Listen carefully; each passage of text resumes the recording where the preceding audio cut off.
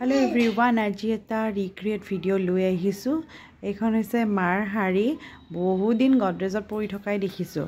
ভাবিলোঁ এইখনৰ অকমান কিবা বেলেগ বনোৱা যাওক আৰু সেই মই মেখেলা চাদৰ বনাম বুলি ল'লোঁ। লৈ প্ৰথমতে মই এইখন কেনেকৈ কি কৰিম ভাবি লৈ চিলাই কৰিলোঁ আৰু এতিয়া অকমান হেণ্ডৱৰ্কৰ কাম কৰিছোঁ।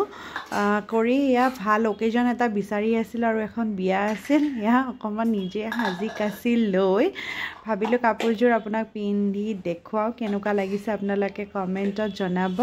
এয়া হৈছে লুক, ৰ'ব এতিয়া জুৱেলাৰী অকণ মিলাই পিন্ধোঁ আৰু ফাইনেল লুকটো হৈছে এইটো।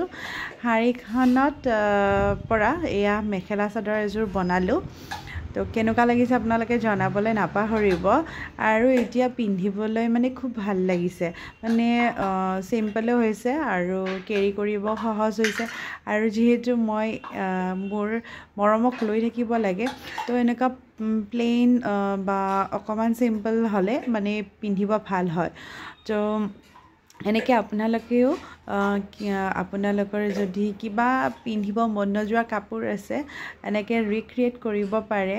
আৰু বহুতে মোক পাটৰো কাপোৰ এনেকৈ ৰিক্ৰিয়েট কৰিবলৈ দিছে, তাৰ লগতে মই 2-এখন ফটো আপোনালোকৰ লগত শ্বেয়াৰ কৰিছোঁ। থেংক ইউ ভিডিঅ'টো চোৱাৰ বাবে।